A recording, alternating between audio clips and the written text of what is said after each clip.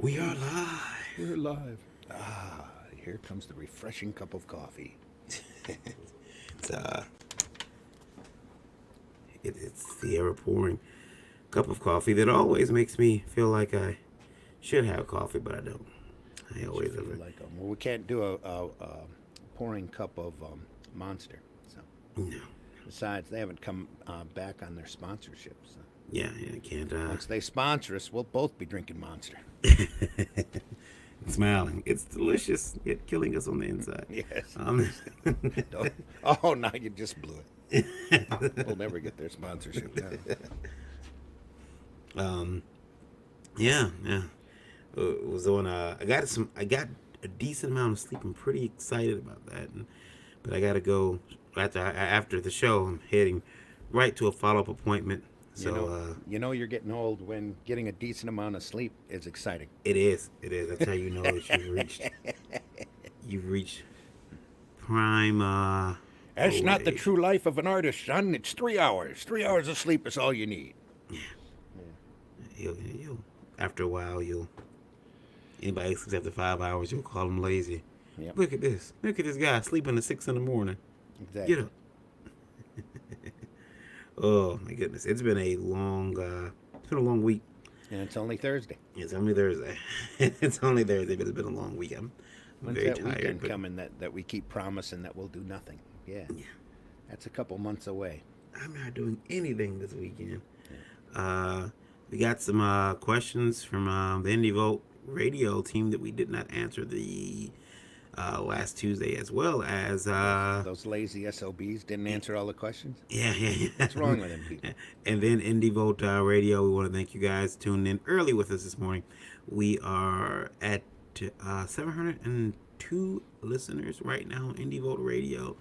We really appreciate that. We appreciate each and every one of you. Hang in there. Dorfis is in the chat. Hello, Dorfis. How are you doing this fine Thursday morning? What time is it there in Florida where you are? Sorry, It's the same time as us. I guess I just doxed her. She didn't say what she was at. Oh no! Don't. Oh, sorry. Where are you? What time is it where you're at? I thought they were like an hour behind or something. No, it's the same time as us. Is it? Okay. Yes, Eastern Standard Time. Okay. All right. It's very early. It runs from the most of the Upper Peninsula all the way down to the tip of Florida. Yeah, I know that my son had a calendar in his room with the different time zones, and it showed you how to add. Like hey, if it's this time here, here's what time it is here. So it was always. Well, I would have run in there whenever I get confused.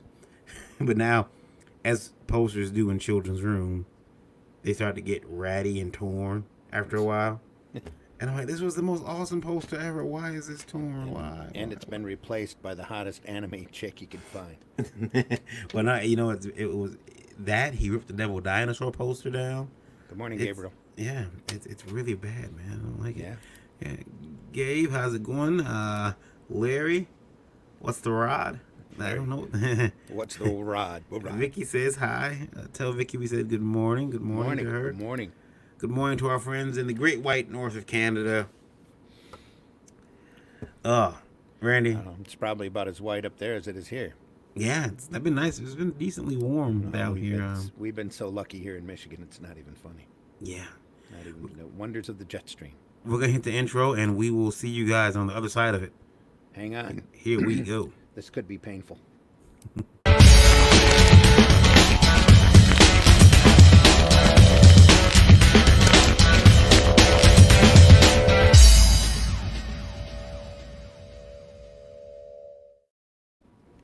What's new in comics? What's new in independent comics? You don't want to know. We want to drag it all up. You don't want to know. Dredge it. The bottom of a lake bed. Yeah, we're out here.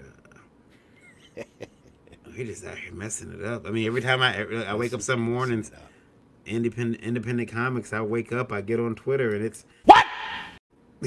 Is that? Either that or Damn! you get that too. Yeah. It's pretty bad. It's pretty bad. I'm tired of this industry. I'm tired. I'm tiring. I want out. I'm tired of this industry. Oh, do I? Like I don't have a golden parachute at this point though. It's You more should like a introduce lit. yourself so people can feel extra pity for you. Yeah, yeah, extra pity, extra pity. Extra Hello pity. out there. Hello everyone out there. My name is Varian Grant. I am the co-owner of Last Call Comics. Been so for the last 8 years and founder of iNDIEVOLT Media LLC. Got my start making comics way back in 2008. First book I ever published was a black and white interior action comedy called Psycho Sirens. I'm a father, a husband, a geek, a creator, a publisher, a reluctant taxpayer, artist, sensitivity reader, and the owner of a lead filled parachute. Also, Leadfield. yesterday, yeah, Yeah. lead filled because it's not golden, it's lead filled. I'm jumping out the plane. Um, yesterday officially became a lord because I Lord. now own land in Scotland. It's about So, an inch wide. 1.5 square foot. There you go. 1.5 square feet. Yeah, yeah. So yeah. So I'm Lord Reverend Varian. The minute I figure out how to name, put Esquire at the end of my name, it's going down. But I'm all those things, shamefully not in any particular order. And you're watching Indie Vote Breakfast Buzz today. I am joined by. Hello, everybody. 18 inches by 18 inches. That's a lot of land, buddy. 1.5 square feet. Yeah. It's all right. Hey, I'm Randy Zimmerman. I've been doing independent and alternative comics for a long, long time. Printed under the Arrow banner, the Massive banner, the, I should say, self-published under those banners and the Weeby banner. Freelanced around in alternative comics for many, many, many years. I'm an award-winning commercial and graphic artist. Mostly sequential artwork, which makes it all the more fun. And for the last decade or so, and I should probably stop saying that because we're about to hit the 1 year anniversary. I was doing a newspaper that we circulated here around the Flint, Michigan area. And we moved 10,000 copies of that was comics and entertaining articles. And I just got back into this comic scene a while back and looking at all that crowdfunding and the podcasting and decided maybe it was time to start doing this instead.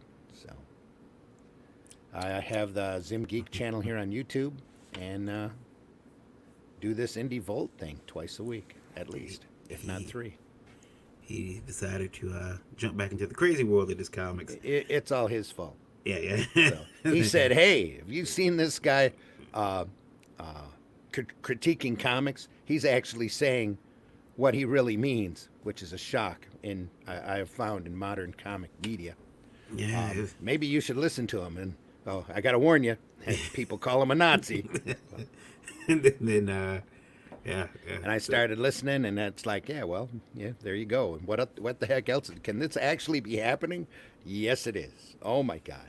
But, now we're podcasting. Yeah, and now we're here getting cussed out, getting our own hate mail. Which we love. Well, we yeah. appreciate each and every one of you. Jesse says, Morning, Jesse. Triangle says, morning, guys. And JR, hey, what's up? What's up, JR? Good morning to everybody. So we, Randy, you were on, for a very brief moment, you were on Lola's show, Geekgasm, last night. Just for a few seconds, yeah. I didn't want to steal her thunder. She needs to know and get more familiar and into what she's, more comfortable. Yeah. Pardon me, I'm seeing the show. That was rude. Excuse me. Man, I told her, I said, I gotta come off the show, man. I was only on loan for a couple weeks. Come on. Randy, I have a question for you.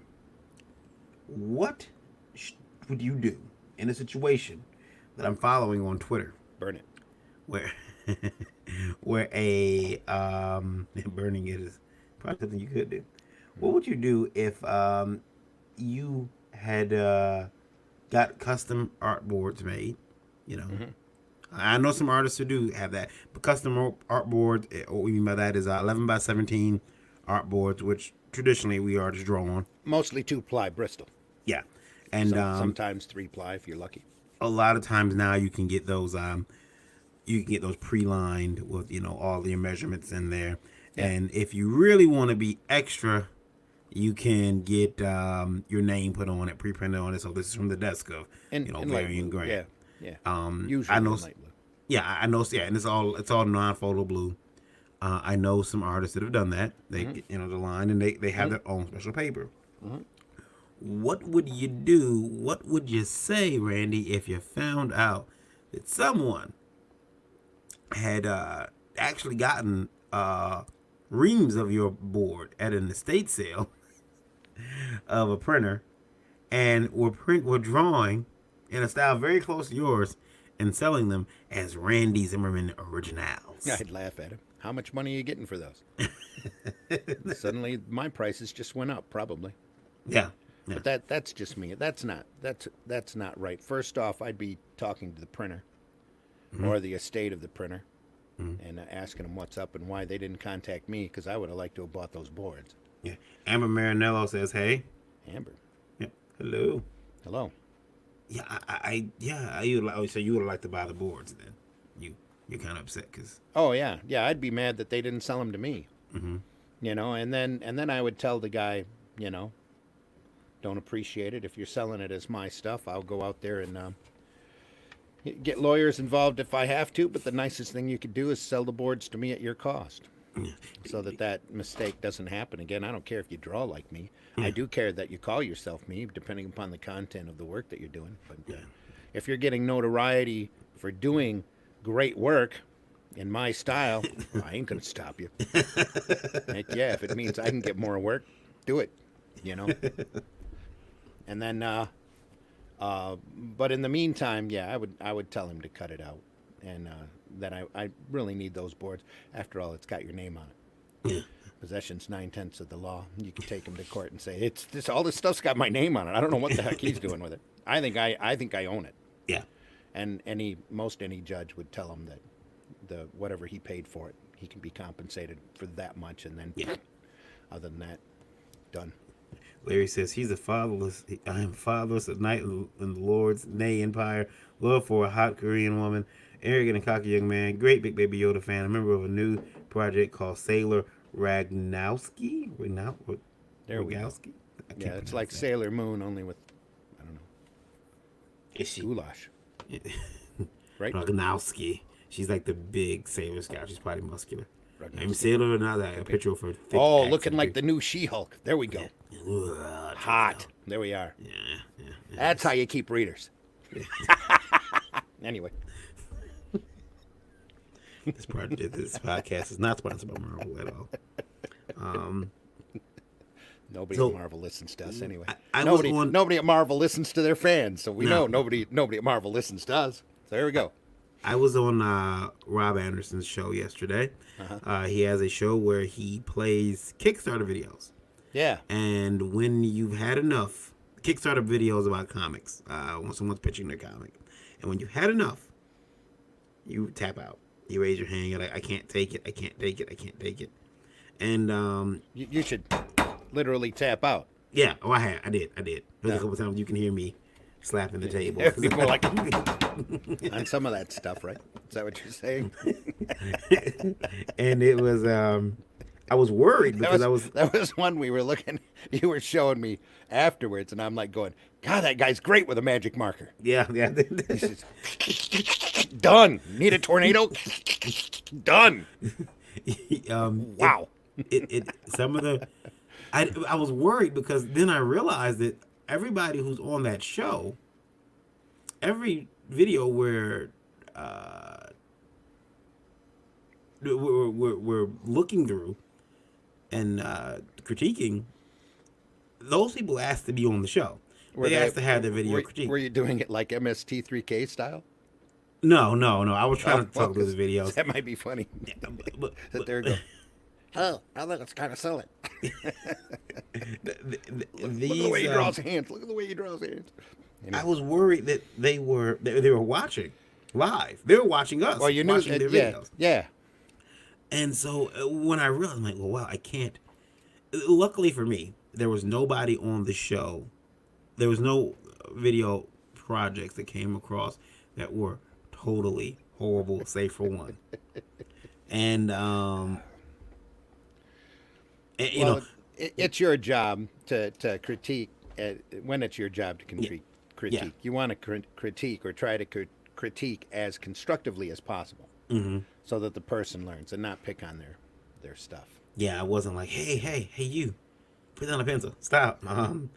It'd be more like put down that circle template because men's breasts do not look like that. There was some pretty bad imagery that gosh, one book. I don't want to. I'm not saying it, but there was a book that was just You don't have to get into detail. yeah. It was using the cover was nice. Just tell them, just tell the person who put it together he hopes he makes it through junior high successfully. He's we talking about he's a no he's got a Bachelor of Fine Art degree. He had And that's something we've never covered here on this podcast. How absolutely futile paper is, and your education is only good as your educator. Randy You know, just you can have that paper. You can pay for that art degree. You can pay for that degree saying that you are proficient in whatever computer program you need in order to get through life. But unless you are proficient in that program, you're not going to last very long in employment. You know, I there's nothing. There's everything to be gained doing the School of Hard Knocks. You know, and that means getting your stuff out there, getting it shown. Not going, well, I've got a bachelor's in fine arts, so my stuff's wonderful. No, that's not the way it works. You have to be able to show your skill and your talent and show that you're skilled and talented and gain an audience. That's the whole idea, not just pay $100,000 for a piece of paper that you have to pay back the rest of your life. well Thanks yeah to compounded interest, you know? not just compounded interest, but yeah, I mean you can end up. That's having like all the guys with culinary degrees that are currently flipping burgers, you know? That's about that level. I don't know. No? About, well, yeah.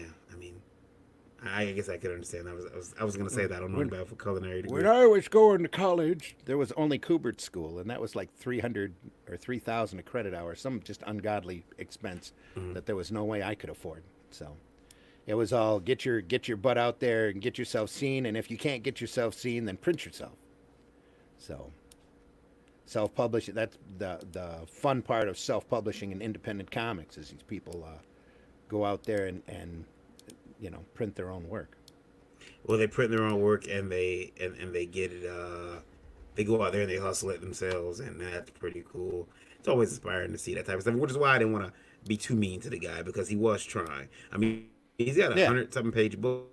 Well, that he's, if you not- complete a story, you're trying. That's awesome. No matter if it's an 8-page story, a 100-page story, or your 1,012-page mega epic. Right. Speaking of worthless paper, though, today's INDIEVOLT Breakfast Brothers brought to you by College Creative Studies. When you need to get your education, We have a new sponsor that we've just pissed off. Yeah, when How you- great. when you're looking to get your take your education to the next level, do so with the College for Creative Studies, located right downtown Detroit, Michigan, and that is the first and last time they'll be our sponsor. So anyway, Were they really a sponsor? no. Next time you're going to have to red flag these things. Yeah, hey Randy, Randy, shut up. yeah. Randy, Degrees get off are that the box. best. Get off that box. Degrees are the best. Yeah. Degrees are phenomenal. Yeah. Robert, how you feeling, Varian? I'm doing decent this morning. I got some running around to do. I got some appointments to go, some follow-up appointments to make. 2 of them actually now. I was told this morning I have 2 of them. So I thought I had 1, but I have 2 now. Trico says, I feel the same way about my auto degree. School taught theory and what parts did, but the real learning was in the shop practicing the trade. Yeah. I mean, you get... Lesson 1, you take this diagnostic tool and you plug it in here. Yeah. There we go. It tells you Thank you. what's broken. Ted Davies in the chat. Good morning, Ted. Morning, Ted. We have Rob Anderson. I heard they want the degree back. Yeah, They probably want their sponsorship money back now. That's yeah, for sure. yeah. We are in hot water. That would be I think that the education, doing it yourself, I respect so many people now that, you know, have done it themselves. And it's not just that, but there's so many books out there. There's so many even instructional videos that you can find on YouTube that you can definitely gain the education that you crave for without having to go to a college every, at 2 times, 3 times, or 5 times a week. Mm-hmm. And pay the college all the tuition to do all of the BS classes that you have to do in order to be able to obtain that piece of paper. Mm-hmm. I'll give you guys a perfect example. You can go to school and learn Photoshop, and that's fine. And maybe get a job doing graphic design somewhere. But Or, what or I or you can be like me and have somebody over, have your wife cook a Mexican meal, and have them sit down in front of your computer and go, "This is all you need to do." Boom, boom, boom, boom, boom. Now where's the tacos? but I found that when jobs are hiring you now, they're not asking. They don't. These jobs aren't asking for your certification for your college. They're Yeah. asking for the certificate of authenticity that you actually own a paid for legal version of Photoshop. They Oh, don't really? care about your degree. They care about the little certificate that comes with the Photoshop license. I'm sorry. I'm sorry to hear that. Yeah, so they can make sure that you are a licensed Photoshop owner. Not all companies, but some, especially the ones that Adobe's scratching their back. Yeah.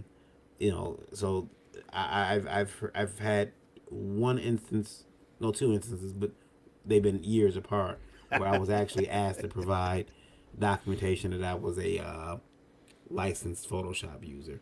Joshua Perry said, "I heard Mexican food. Randy, call me now." Yeah, yeah. Josh, you don't know me very. You don't know me. No, my wife's half Mexican. So Yeah, yeah. He's and we make tamales. well, that are you like met crack. you But met anyway, you what? met JR before, Joshua Perry. You met Oh, him yeah. before. Yeah, Yeah. yeah. He's but yeah, there's a No, I mean he's never been over to my house. Or no, my wife or any of that. there's a lot of he's a lot of That's what I meant. It's not that I didn't know you, Josh. he's got to get a he's the one that shared the Mexican. He wouldn't give me any tamales. Don't feel bad, JR. We've never given you a dozen tamales. No. That's because I'm telling you, it's like literally, it's like crack. We give everybody a taste, and then they're coming back. When's tamale day? When's tamale day? So Gabe it's usually around Thanksgiving. We all get together and we make tons of tamales. I've got probably, I would say, 6 or 7 dozen here in the freezer down there, and they're even good frozen after months. You just thaw them out and stick them in the microwave right, and anyway.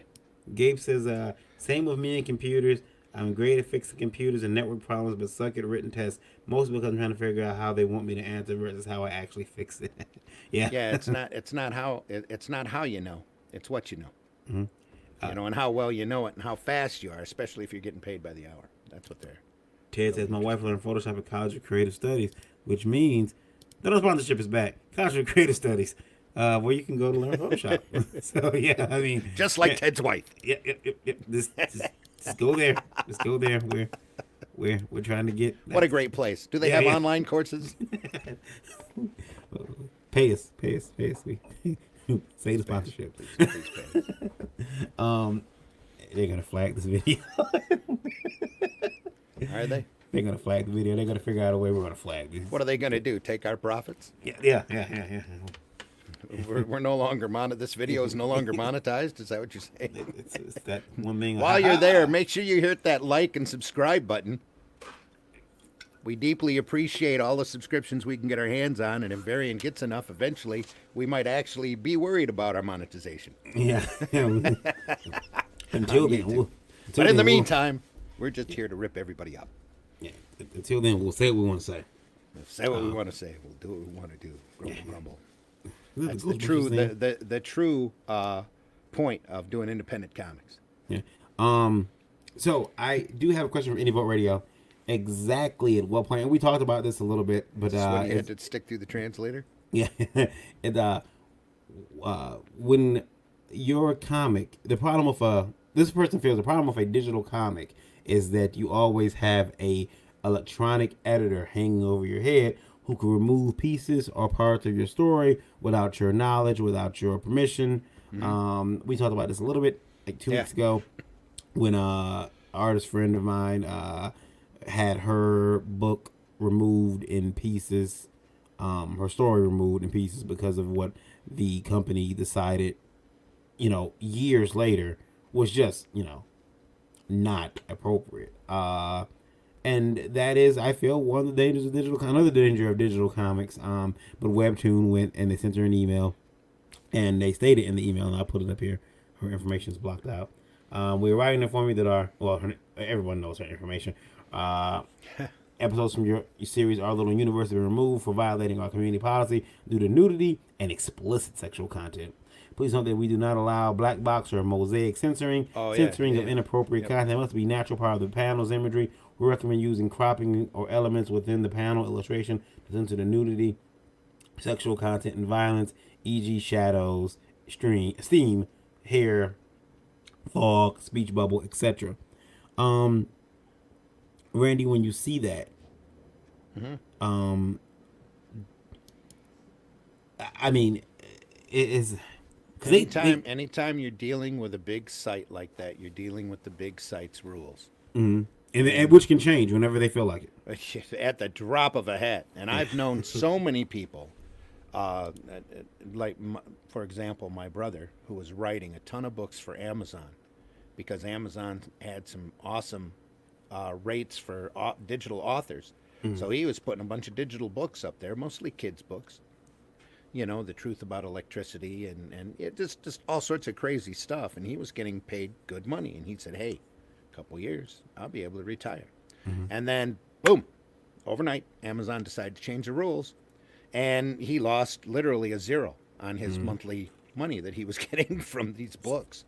That can happen anywhere, anytime. Look at how many times YouTube's changed their rules, how Patreon has threatened to change their rules. Anytime you're dealing with corporate monetization or corporate sites like this, they can change their rules at any second.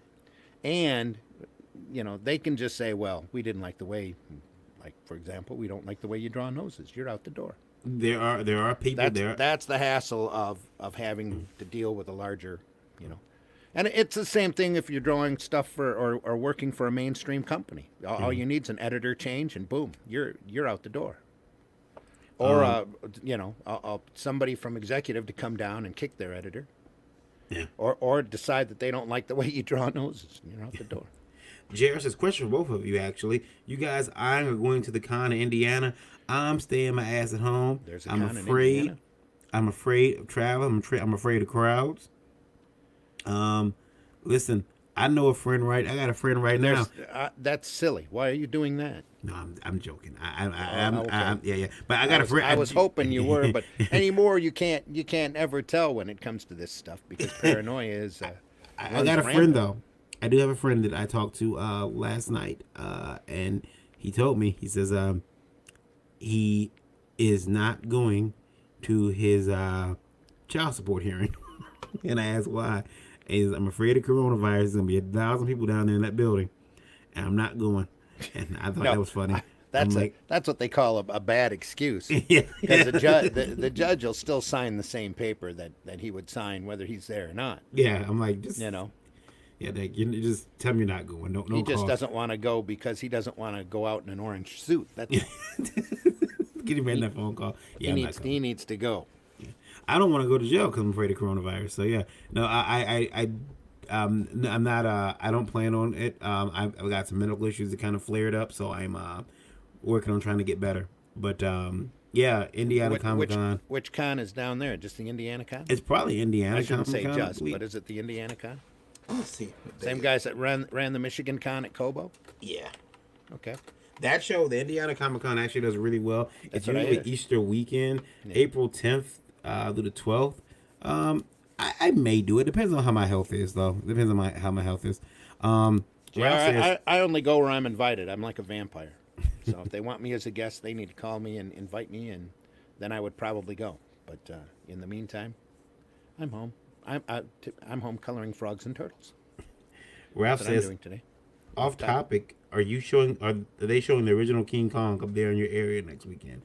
I believe they are. I haven't checked into it, but if they do, Ralph, you want to get up online and check the Rave theaters. Mm-hmm. If you're not getting one down there, because they usually show everything at Rave. A couple of years ago, I actually got to see a Maltese Falcon on the large screen there. So, and I've seen both parts. Gabe and I traveled over there and saw both parts of Attack on Titan, the live action film, which was amazing. So Rebel said I wouldn't go to ECCC or Emerald City Comic Con. And let's talk about that for a minute. The coronavirus slowing things down and canceling. People are canceling cons. Rebel also says, I think it's a sign of whole things to come. countries are shutting down. Yeah, and this is the first of many large gatherings being canceled on its way. And as my friends, I do think that some of it's been sensationalized, other parts of it, it can be dangerous to go to a particular place. I can't get, like I said, I can't get books. My stuff is sitting over there on a pier or a dock somewhere. Just somebody joked to me today. By the time And I I'm get sure those you're books, not the only publisher who's had that problem. But again, that's part of the problem of publishing outside of the country or the continent. right. But it's so the trade there's a cash advantage. Oh, I don't have to pay that much, and I get a ton of stuff. The bad part of it is that it's gonna take me weeks to get, and now no one could have seen this coming. And again, you're at the mercy of the customs people too. Yeah. Oh yeah. Where's that from? Oh, that could sit there for months. And if Yeah. I think there were a lot of people that were caught when Trump threatened to jump the tariffs on China. The tariffs didn't bother me. A few publishers that got caught with stuff sitting at the dock past their diamond PO limits. Yeah. I was lucky enough And unless you're big, diamond don't play. I was lucky enough to miss all of the Start tariffs, penalizing. but there's no way I could have seen coronavirus coming. Yeah. There was zero way I could have seen that coming. Nobody but, expects the Spanish Inquisition. But now, there are people out there who are having problems, and we were talking about that the other night, and we're saying maybe the smarter, bigger publishers, if you can, maybe you switch over to, because printing on demand, using print on demand companies is not economically smart if you're doing a large print run. Right. Yep. And so you have to go to a large printer, because people have asked me, well, why don't you just use this printer? Because it's a lot of money. I could use that, say, take $200-300 extra and get substantial amount more books. And so people don't understand that. When they do, they're like, oh, okay, I get it now. But now, we do have this problem. But as far as canceling conventions, we just had a show. We just had a show last weekend. Was that last weekend? C2E2. They didn't cancel that. In my opinion, that's a lot. Like, we could have had an outbreak there. People travel. That's a destination show. You could have had an outbreak there too, and we're not going to know about it until for another week. Yeah. Next weekend. Yeah. So boom. It could be. The thing to remember about ECCC, it's over in Seattle. It's in Washington. The majority of the cases over in Seattle all come out of one nursing home, a very old, almost like a hospice home of people that had incredibly low immune systems. And one 54-year-old that brought it over apparently from China, who also had a compromised immune system when he got back. So the majority of those deaths are from that. And coronavirus right now, they're saying, is only taking 2% of the people that catch it. And that's lower than most flus. Yeah. So a lot of the news that you're hearing or seeing is media paranoia because the more you can scare people, the higher your ratings go. And that's what most of these media outlets are after anymore, is high ratings. They're not really out there to inform you. They're out there to scare the shit out of you so that they can make higher ratings and get paid more by the commercial. How often do you think that people, though, are being they're not, well, I won't say people, but like businesses are being scared. Like, they're not opening, they're not shipping, but yet the mail in America continues. No one said we're not shipping mail anymore. Well, the big thing is the lack of informational communication out there, as opposed to paranoia. Mm-hmm. Somebody from the CDC needs to stand up and say, this is how we know the disease is transferred. They've already told people the cleanliness statutes, which is just basic. Keep yourself clean and keep yourself disinfected, and they've been going through and cleaning entire cities, disinfecting entire cities, which is probably the best cleaning the New York subways have had in a long, long time. But they're doing it, and they're doing it in order to hopefully keep anything from happening. And yeah, it's going to happen, but when it does, just keep in mind that people over in China, that there's a high death rate in China. And the reason for that is that there's a ton of people in China. There's a lot more people in China in smaller spaces, and it's very easy to transfer this disease around. And it's only taking about 2% of the population. Should we be Not canceling that Comic Cons? not that you should want to roll the dice or try to when you're in that situation, but the paranoia level is just a little higher than it should be. From IndieVolt Radio, should we be canceling Comic Cons? They're my place to get away. Yeah. That was a question from IndieVolt Radio. Like, Yep. I think if you're in a city where there is a large, I mean, I think it was and if he's in the chat, he might remind me. But Josh Lyman was telling me that there's a someone who tested negative, or they didn't have, they went and got tested for the coronavirus and walked out, and then they found out that they got the results back and they were positive for it. Yeah. Yep. Well, this person had gone to the mall in Texas. Yeah, he's been all over the place down there. Yeah, and walked around, and so I guess they got this person back now. But wow, I mean, that's scary. And well, there's been damage done, and again, these people are going to get sick, and it's flu-like symptoms. So yeah. If you have a good, adequate, or high immune system, you're probably just going to chase it off. They said some people are carrying the virus who don't even show symptoms. Mm-hmm. So, and again, they might be saying that in order to raise the paranoia. Oh, I'm not going to touch you, man, because you might be carrying. Ralph says conventions, sporting events, music parks. We'll see. Also, it seems to affect mostly children and the elderly at this point. People with low immune systems. Yeah. Which is I. But yeah. So I'm very careful. I mean, anybody who knows, I have hidradenitis suppurativa, which is a skin disorder, and from time to time I have open wounds that just show up out of nowhere. And so there is a higher risk, but I go to cons, I shake hands, I shake hands and talk to people, but I'm always making sure that I'm, the wife makes sure I'm dosed up with medication before and afterwards. Hand sanitizer works, but just stay clean. Wash your hands before you eat, after you go to the restroom, and just try to stay as clean as possible. Yeah. Stay away from big people that are coughing, that are coughing directly into the air. That's the big thing. CDC needs to come out and say exactly how this virus is spreading, if it's an air contact or a personal contact. Because if it's a personal contact, like the videos on Facebook are showing, we can always go around and tap shoes. That wouldn't be a problem. Yeah. If it's in the air, then all of those containers that have been shipped over from China all have possible contaminants in them. Yeah. But how do you know unless the proper exact science gets out there, and some of that's government's fault because they need to stop and come down with a definitive statement. And that's government in every country. Like, Trudeau should be coming out and going, no, this thing's not airborne. It's person to person. Ralph says I've been getting more fist bumps and handshakes these days. I mean, black people, we're screwed because our handshakes are elaborate. So we're screwed. We're gonna. You should have clean hands. Yeah, we're gonna be. And elbows and forearms. Yeah, we use everything. We use forearms. Fist, shoulders are usually covered. A butt bump, we then there's a hug at the end. Usually, we're screwed. We're screwed. I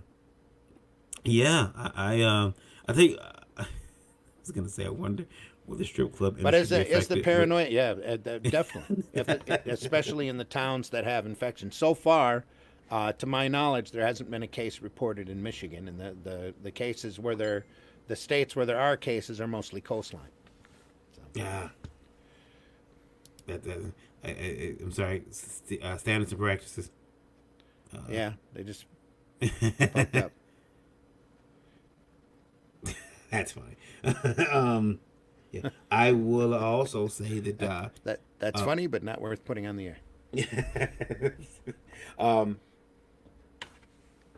right. Question in from IndieVolt Radio. Now, wants to know. How exactly how long should I be spending on completing a 27 page comic, 28 page comic. That varies. That's, in my opinion, that's completely up to you.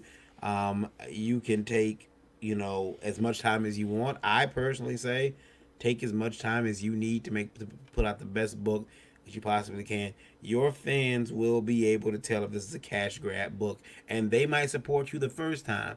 They might support you the second time. Hell, they might even support you the third time. But at some point, they're gonna figure out, you know what? This person doesn't care. They're just shitting out ridiculous, like, money pit books. I'm not gonna invest in this, and then they won't. And now you can't. You don't. You wonder where your customers went. Me and Randy were talking about the video we seen. I sent Randy this book, and the book looks bad.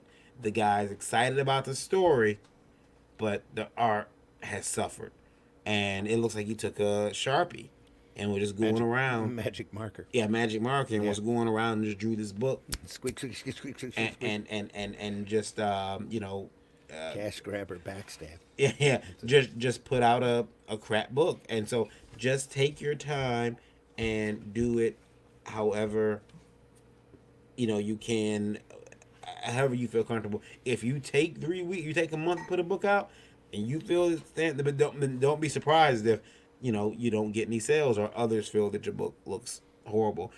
For me, it's taken a while, but there's a lot of time I spent on pages. Too much time. Too much time. It's something that we've been. Anybody that's been in the comic business has been Pavlovianly trained for. It's that you have to do 22 pages a month.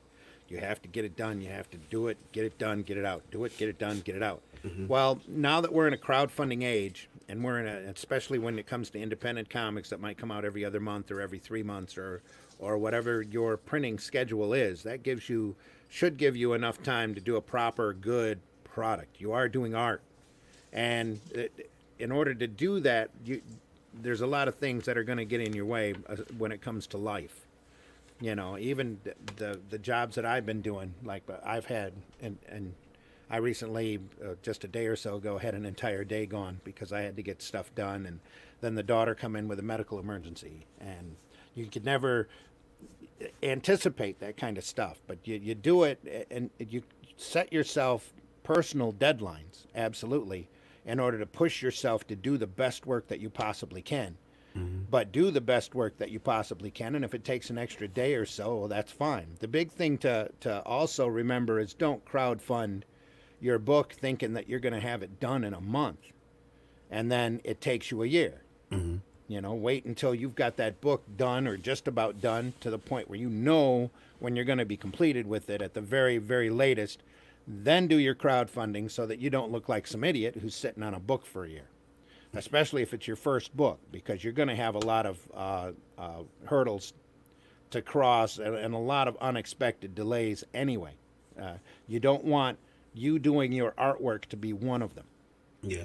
I think, like Varian said, you really want to do your best work, and if that takes 2 months, if that takes 4 months, that's what it takes. Yeah.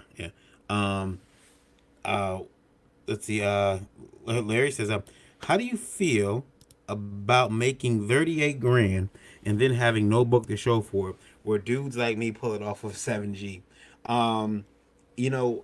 Again, and he's referring to the Cridia situation. That also comes down to your experience, Larry. You know how to do it, and do it inexpensively, and do a quality product.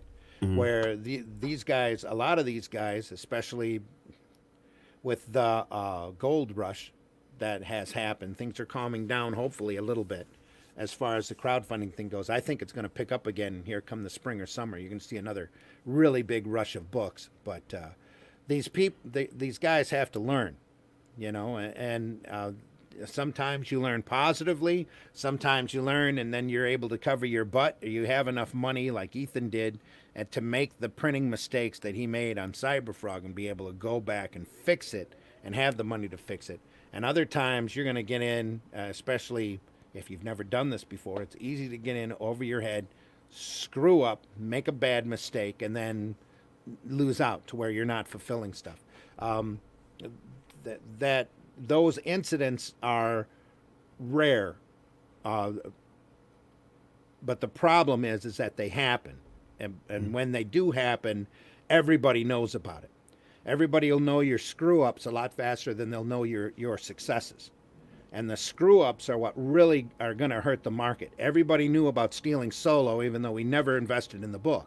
Yeah. You know, boom, everybody knew. Everybody knows about Critias, even though most of us never invested in the book. Boom. You know, and every time some accident or cash grab like that happens, it hurts everybody. So you have to be considerate enough, and most importantly, it hurts yourself, because you better believe Hicks is never going to get another book out. You better believe that Critias is never going to get another book out. You know, they'll never hit the money that they hit before, because it's fool me once, shame on me, fool me twice, or shame on you, fool me twice, shame on me. And too many people are everybody's conservative with their money, or most everybody is conservative with their money, and they're not going to buy into a product that looks like crap. Or that's incredibly late. I've got a couple of guys now that I'm mad that I invested in, crowdfunding wise, that look like they were going to be phenomenal books, that I'm still sitting here waiting for these freaking books to come in. And I'm sitting here watching these people get side jobs like a nut, and I'm like going, well, dude, you made 50,000, you made 80,000, you made 120,000 on your damn product. Get your book out. Show some responsibility. You know? But instead, they're doing covers for everybody else, or they're doing commissions, or who knows what. It's like, it's just irritating. I mean, it's a good time right now, but I mean, they're forgetting that their project needs to be. This is the golden age of crowdfunding, and it's only going to last another couple years before it's going to settle down, and people that do good work are going to be rewarded, and people who do semi good work are going to be crapped on. Yeah. Because of all of these other people who have cash grabbed and tried to cut their corners and do a defective book. I do have a question from iNDIEVOLT Radio. Question from the publisher. Well, not publisher, but someone who's published. They said that they actually they're canceling their deal with a publisher. Obviously, they don't want me to say their name, but they canceled it with their publisher because their publisher is working with deplorables. They didn't use the word deplorable though, but they said that their publisher told them that they will have to purchase or be held legally accountable financially for books that they can no longer sell because they want totally out of the contract. I will tell this person this real quick. What word did you use other than deplorable? Is it a word you can't say on YouTube without being banned?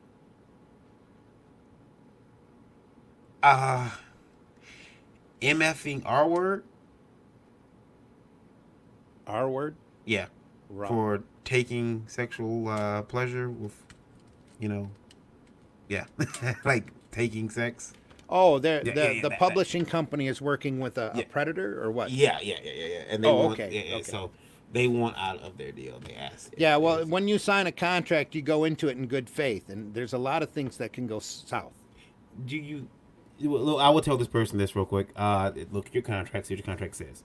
Your contract may actually leave you on the hook.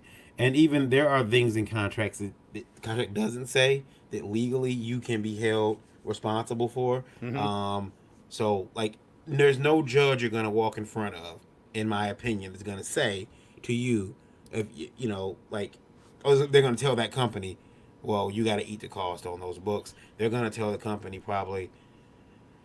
And honestly, for some of the part, the company can't be held for the responsibilities.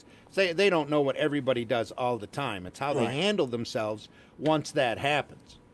Now, what needs to happen with these companies, if they discover that they have a predator in their midst, they need to cut them out like the bad cancer that they are.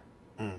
And then they need to go around and apologize to all of their talent for even dealing with that person in the first place. Sorry, didn't know so-and-so was doing this and this, but it happens because that's a hard publicity, literally donkey kick to their numbers, whether they want to accept it or not. And though you are under contract, you still have to perform, you are still expected to perform to that letter of that contract.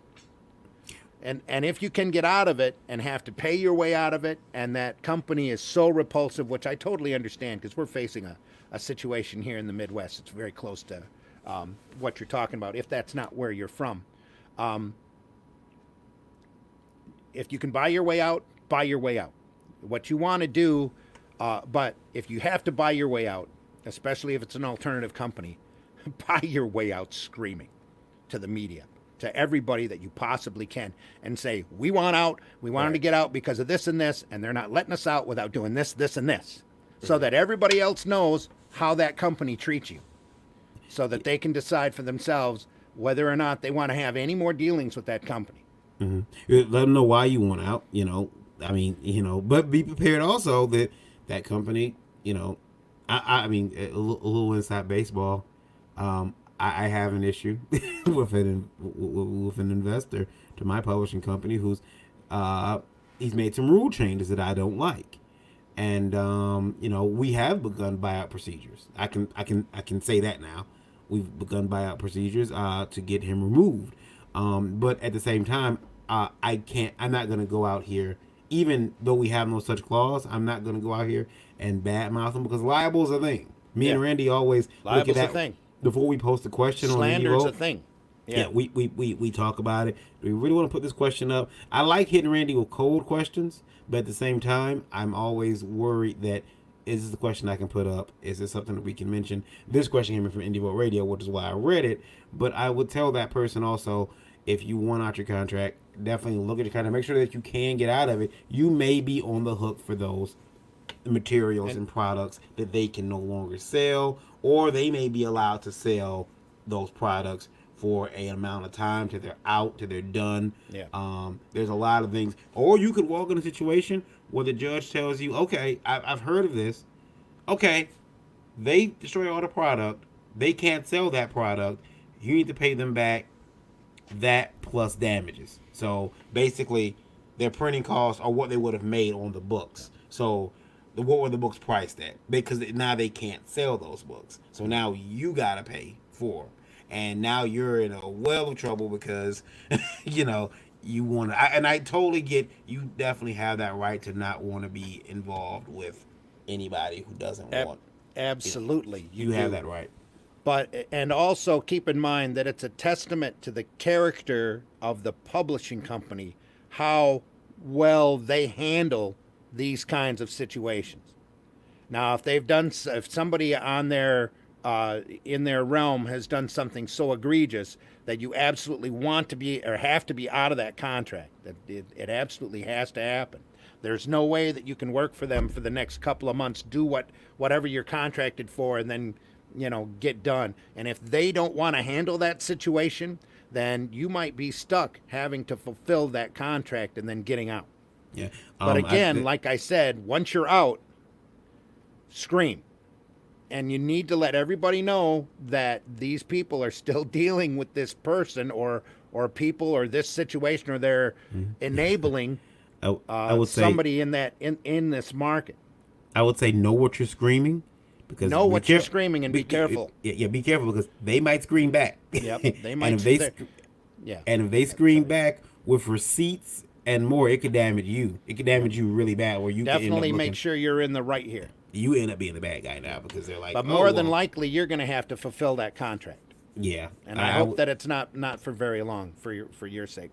Yeah. But also, you shouldn't have to be put into this situation because if there's somebody there that's that tenuous, the publishing company should handle it and handle it, not just handle it in-house, but handle it vocally, because how they appear to everybody else is how everybody else's sales are going to go. Okay, no, yeah. Okay, I'm sorry, I got some clarification. If they're out there enabling a known predator or somebody that's on the verge of being arrested for who knows what, well, this person, then that's going to drag their company down along with them. This person was actually accosted by that person. So, this is a very interesting. And it's probably he said people's words having to take their word for it. And now they want out. So I get it. I definitely get it. I definitely get not wanting to work there. It's like Yeah. you work with if you work in retail and the manager tries to fill you up, you definitely have a reason not to want to work there anymore. And And again, your publishing company should be sympathetic to your needs enough to help you get out of that contract as quickly and as easily as possible. And if we not, then quite honestly, they're a shit company.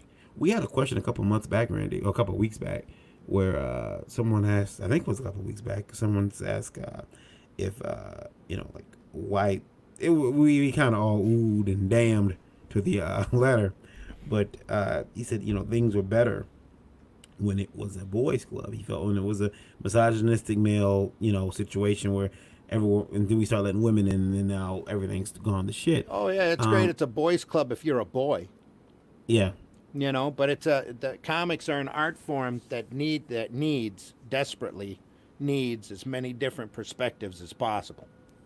So, if you want to be a boys' club, you find a company that's going to go out there and be a boys' club, but don't pretend that you're up there and liberal and diversive when you're not. Ralph says have a clause like in sports contracts about behavior that damages the publisher. That's true. I'm sure they have a clause against them, Yeah. a morals clause. But you know what? I think to try to get a clause like that pushed is going to be met with the same thing that Peter Samedi faced, where it's, hey guys, Yep. I need you to control yourself on social media, please. And these people were, you're taking away my freedoms. I want to be able to say whatever I want to say on social media. You know, And again, he had a friendly company until he realized he didn't have any friends he didn't have very many friends in that company. yeah. So you Yeah. can't do this stuff on a handshake anymore. You really have to have that paper.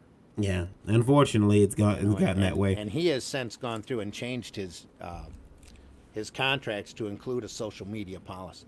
Yeah. But yeah, there's going to be unforeseen circumstances or even wrong, business dealings that pop up like that all the time. And the company ought to be sympathetic enough to your needs to help you get out of that contract as fast as possible. And if not, then they really are a shit company. This is this is a small market. Rob says it wasn't better. It was just better for the group in charge. Indie comics cannot ever be a boys' club, no matter how much they want it. Now those days are gone Yeah. because the demographics have shifted, and the demographics had always been different. It's just that, man, and then again, this all ties back to Diamond and these idiot demographic surveys. So Diamond was pushing male-dominated superheroes for decades, and that's to their detriment, especially now. And everybody else is being called out on it. The retailers are being called out on it. Marvel and DC are being called out on it. Diamond's not being called out on it enough, in my opinion. That this is what they have never pushed for diversity. They've never supported the independents. They've never, especially the little guy, they've always gone out of their way, and I can attest to that personally, to hurt and hinder and discourage and toss the little guys out there. And it's usually the little guys that are breaking the ground, especially in an art form, that are out there trying to push the limits and push the boundaries and be more inclusive and be more diverse. And they're just constant. They're just have been beaten down by Diamond for decades, and now that it's all catching back up to them, and it's a whiplash effect that we're all just going to have to ride with for a while. Rob says, And yeah, the boys' club has to end. It has to end. It's done. They just don't realize it. Rob says moral clauses once on record can be used against a company, and they could be implicated in the act if they do not let the person out of the contract if it went to court. Yeah. Is that something you guys think you want to see in the industry? Some clauses, clauses that controls or demands that you be on your best behavior. Period. We're gonna open up the chat lines to you guys. If you want to pop in here and weigh in on it, you definitely can. The chat link is now in the comment section. Comment section. So there should be an easy out because we're not a big business. It's not like you're dealing with millions of dollars. But if you get a major player up there at a company who thinks that they're next to God and that pulls crap and that you realize that you don't want to be working for that company ought to be able to get you out as easily and as quickly as possible. you know, Mhm. or I just refuse to work. You know, and if you refuse to work, you might have to take the hit. You might have to take the lawsuit. You might have to take the small claims court. But, you know, if it you could. saves your dignity and your sanity, I am I was I was I was gonna that say that something. might be what has to happen. I was What? gonna say something, but I keep my mouth shut. I was Let's gonna. not draw any no, direct comparisons no, with no, no. stayers. What I was gonna say was, I mean, worst case scenario, you could always become mentally unable to perform your duties. Like I mean, just And what that I'm so and that has happened. yeah, But yeah, see, this is why I like self-publishing, because I know who to blame. yeah, yeah. You know, Ted Davies says the publisher should take a stance. Silence speaks louder than a statement. State stance can save a potential boycott.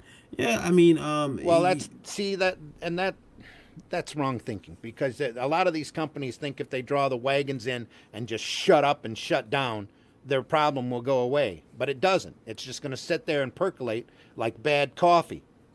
And it's going to come back on their company, whether they want to realize it or not. It's going to come back on them through their numbers, and it's going to affect their entire line.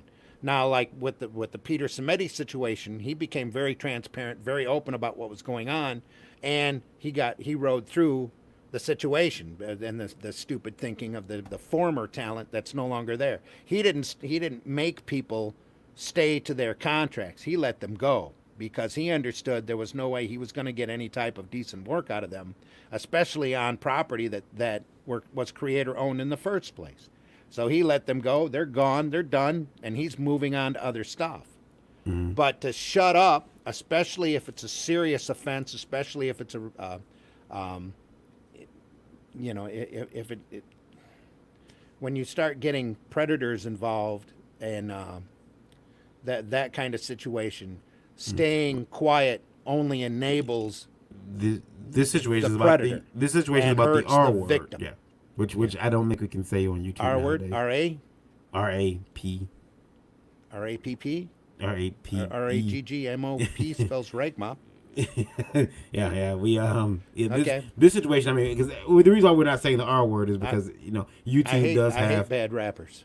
Yeah, yeah. They're the worst, man. This is your new mumble rappers. Mm-hmm. No, but there is there we can't. It's hard to say the R word on YouTube You now don't without you getting don't your want to video. say the R word, Yeah, flagged. but So yeah, that's inexcusable. yeah, and this situation is about someone who claims that they've been, that they, Assaulted. yeah, assaulted in that manner. We can So talk about salt. yeah, I think that you do have once again, a right, My face is red. That's funny. a I'm right on to that get soapbox. out of that contract and to not want to do business in that arena or that company. But keep in mind, like Randy said, you can go screaming, but like I said, You gotta be make careful how sure, you scream. yeah, Yep. make sure that you are right Yep. and that you are able to scream because of the company Make sure you got a produces. trail. Make sure you got receipts. Yeah, the company Make produces receipts. The company produces documentation, or the company just says, "Oh, okay, we'll take you to court." and be Over. aware when you air your laundry in public, everybody's gonna see the stains, Yeah, and they're gonna be looking for any loose thread that they can find to pull. yep, yep. So, It's gonna be. but staying quiet is wrong. Staying quiet is enabling, is what that is. Hiding is enabling or encouragement. Oh, hey, buddy, just stay hidden for a little while, and then you can come back and start working for the company again. It'll all be good. Well, but doesn't as a company, like for instance, don't isn't sometimes we know we have lawyers that go online and say it's shut the f up Friday. If it's shut the f up Friday or just you don't speak because you got other people to worry about. You got other people that depend Well, on they you. do. That's the first tendency is to protect the company. Shut the fuck up. Yeah, yeah, And that and certain in in-house cases, if you have a bad accounting, somebody absconds with funds, something like that, you're told by your lawyer to be quiet until all of the legalities go through. But if you've got somebody out there who's doing bad conduct, who's known to be doing bad conduct, and who is being screamed at for doing bad conduct, when you pull your wagons into a circle and shut up, You just look like you're encouraging that bad conduct. It's that simple. Yeah. So it's I time mean, to come out. It's time to say, we didn't know. We are looking into the situation. yeah. Then you can pull the wagons in. You know, But there has to be some sort of acknowledgement, or it turns into encouragement. kind of unrelated to that situation. When we used to have, I told the story yesterday on Geekgasm, when we had booth girls, a lot of booth girls at one point every year. You know, you get about we had about 6 or 7 every year. We'd have to replace maybe 2 or 3 because you know they got pregnant or they got married and moved on. They just didn't want to do it anymore. They moved out the state, and Well, so we were, and it's not the kind of job where you're making a living, right. you know, making a big living at it to where you can count on their return business. Right. So some of the girls had to be replaced, and I would go out and I would go out and I would go on Craigslist and other places, and I would put up our list. Hey, go to this link and submit. And I remember getting an email from a lady who was like, "Hey, my daughter wants to be a model," and I'm like, "Oh, okay." I never had a parent reach out to me for their daughter, but whatever. And so she said, "Well, she's like 5 or 6 or something." Like, oh, that's sorry. Even though my posting was for 18 and up because they have to travel. I'm like, sorry, I can't help you. But I said, you know what? Being a child model myself, here's some links to the agency I was with, and some photographers that I know who work really well with kids. Best wishes on future endeavors. And she wrote back, oh, I really, think she could work for you. And the lady said a couple of things that made me just uncomfortable about taking pictures of her daughter. And I took the emails to the police station, and I gave the emails to the police station. And I'm like, I want to protect my company, number one. Not number one. I want to protect this little girl. Well, but I was kind of ass, shocked. That's because, number one. But yeah, protect the girl also. Absolutely. Yeah, and I took the emails to the police, and they looked at them, and the police officer, he says, "Oh, yeah," he says, "I would suggest that you don't have any more contact with this woman at all. Cut off all contact, and that's pretty much all you can do." And I'm like, do you need a copy of the emails? No, we're fine. And I hope to this day that it was a sting operation, and that they looked at the email and said, "Oh, that's us. Don't worry." I wish they would have told me. They probably couldn't tell me that, but I couldn't sleep well for a while, just wondering if there was some poor child out there being, taken advantage of, or abused and exploited in that manner. But yeah, that really bothered me. Ted Davis says agrees with you, Randy. But the reason I said that is because I wanted to show that you gotta sometimes put your company, think about your company and go forth and do things that ordinarily you wouldn't do. I'm not one to go walk into a police station, but because of I found out what was happening, I did do that. I did have a model tell me before too that she was planning on escorting while being out of town with us. That's told a her, problem. Yeah, I told her no. I could tell you guys some stories. I told her absolutely not. You're not escorting. And again, them's the old days. There's not a lot of booth babes anymore. They call them cosplayers, and they walk around independent on their own. And she was, and I don't know if you want to tell, but I was told last night that there is. I hate to say this, but I was told last night there's prostitution at cons. Well, whenever you have a group of people get together, there's always going to be some seedy viceness that is possibly going on, or that is rumored about going on. So but again, it was confirmed to me last night that there is prostitution at Comic-Con. I'm sure if you look hard enough, you can find it anywhere. It's just it's just expensive. And so it was explained to me that it's expensive, which is weird because we're talking about comics, and I'd rather go home with a nice rare issue of whatever book or a statuette or something than to go home with crabs. So or who knows what. Yeah. Worse than crabs. Yeah. Ralph says, do you think let's not air that. Let's just say that the particular situation that Ralph is referring to has happened over many, many years. Some say it trails back a good decade and a half. Oh, that situation. Okay. And that's what he was talking about. Oh, okay. I thought he was talking about something else. That's why I pulled that off of there. Yeah. And that we're never going to know because Gary's no longer with us at Caliber, but Caliber currently knows, and to our knowledge, they're not having any more association with the person in question. Yeah, but that wasn't the person in question from the statement we just read. No, that there's lots of predators yeah. out there, and there's a lot more than one. But what people knew and when goes with them when they go to the grave. You think comics is about to have its own like kind of Me Too thing, Randy? Is that what's? I think they're having it now, buddy. That's what you're seeing. Yeah. Welcome to the new age. Here we go. And again, that's the chasing off and the stopping of the old boys club, because for years, that's what comics were told was their readership. And helping mostly my wife. male, mostly white, 25 to 55, over and over and over again. Yeah. So that's why the majority of the books were catered the way that they were. But you have to remember, up until the mid 70s, DC used to do romance books. DC would do romance comics. Sugar and Spike wasn't a all male book. Well, they tried to do it as an all male book, but it flopped really hard. Thank goodness. But as older supernatural hunters. That's Archies have been around for years, but they've been struggling, and the reason that they struggle is because they weren't in that silly demographic, you know.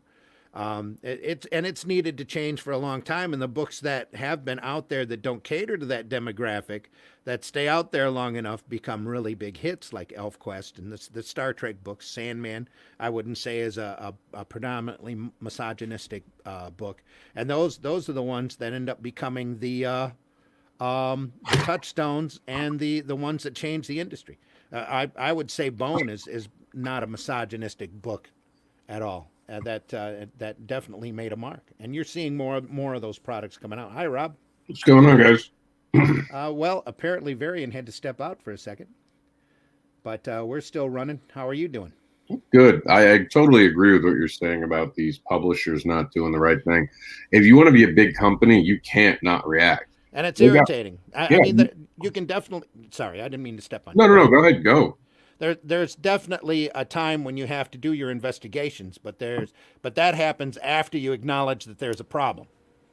Yeah, and how many companies suspend someone? Look at, what was it, Chris Hardwick got kicked off of Talking Dead? Yep. And he came back because it turned out that there was some stuff that wasn't true. Yeah. It's never bad to be suspended with pay while an investigation goes on. And you're always going to have an irate and vindictive ex-lover. Oh, yeah. That's going to happen. That's what happens in life. Well, with the circumstance that we're talking about, we're not. I know Varian doesn't want to talk about who it is, but the thing that was most telling to me was 10 different people had the same story. Yeah. The one that just rolled in is not that situation. That's a totally different. It's not even that situation. It's a different I'm really shocked by that. That situation. I'll tell you about it off air. This situation is someone else, and this young lady is claiming she was actually sexually accosted by sexually accosted. Yeah, by the R word that YouTube does not like to hear. Yeah.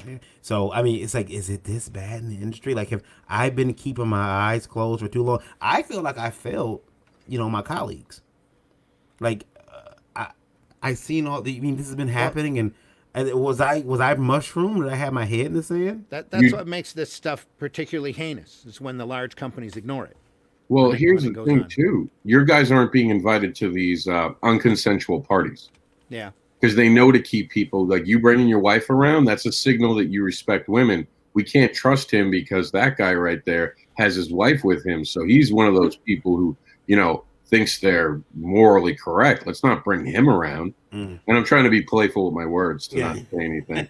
But, and that's basically what it is. We all grew up with our friend who cheated. And we all got tired of that friend who kept cheating because they kept bringing drama to our group. Those people went out and found other people who cheat and enable them. And how many people have been living vicariously through that creator's deeds?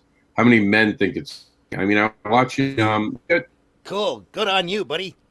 Yeah. You guys ever watch that show? Not House of Cards. Don Cheadle was in it. House of Lies. House of Lies. Thank you. Mm-hmm. You ever watch that show? I love that show. So I was watching. Deplorable. Yes, I love it too because they are bad people. Mm-hmm. But they went back and I was watching it recently and I didn't realize how much they had leaned into the fact that they were lying to get laid. and how at the time when I watched it, I probably rolled my eyes, but this is before Me Too, how accepted it was in our culture. I've always had a problem with liars. I've lost friendships because I called someone a cheater right in front of them, right in front of their girlfriend, and blew up their relationship. And people were pissed at me. And I'm like, no, you want me to be part of this. You know, earlier in my life, I was in a situation where I helped someone cheat. Since then, I've never cheated on a person, but just being in that, I'll never do it again. And to this date, it's one of the biggest regrets I've had in my life. Mm. And you have all these people that don't realize we used to have laws that were, and there still are in the books, where just even adultery was arrestable. Yeah. You could get fined. You could go to prison for that. Weren't we talking? It might have been off camera. Some of those laws are starting to come back in those states. Yes. Yeah. Like the behavior of that one creator we're talking about. They're pushing, because you have to understand what we're talking about as a creator who just didn't have bad relationships. We all have bad relationships. Yeah. And relationships are messy. There's always 2 points of view. Mm-hmm. And like I said, the 10 people having the same story over and over again matters. So then you see the design. And then you start looking at the person and you realize behaviors. And if you know them and have seen them, you start to realize, no, wait, I've seen them do that. No, wait, I've seen them do that on a live video. Wait, I always thought that was fake. And for me, this was someone I looked up to. And I always thought what I was seeing was jealousy. I always wrote it off that I'm just jealous of someone who's bigger than me. I'm competitive. This must be my jealousy. I'm trying to look for a reason to tear him down. Let me take a breath. Let me not say anything out loud. And I used to talk to people who weren't in comics or like very close to me in comics. Like I would talk to you guys behind the cameras and go, hey, am I wrong for this? Because sometimes you are wrong and you need a friend to tell you, yeah, you're being kind of a douche. My friends were always like, maybe you are being competitive. Just keep an eye on them because your instinct's usually not wrong. So when I first heard about this creator, I was not surprised. And I remember I told you guys the story I had personally gone through with them. And I was like, yep, it all makes sense now. And I saw it and it was like that mirror breaking, the glass breaking, and you suddenly see it like you've never seen it before. And I know friends who come to me and be like, you're not wrong. And I've said, go ahead. Sorry. I know that, like, okay, if I were to say today, I want to do a really adult book, and I want Rob Anderson to write it, and I approached you to write the book, and you came on,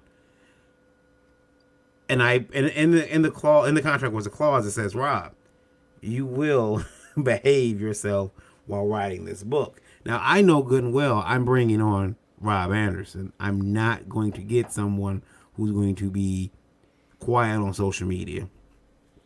He's going to say what he wants to say. He's going to stir the pot a little bit. I know what I'm getting. So there's a point where I'm going to have to,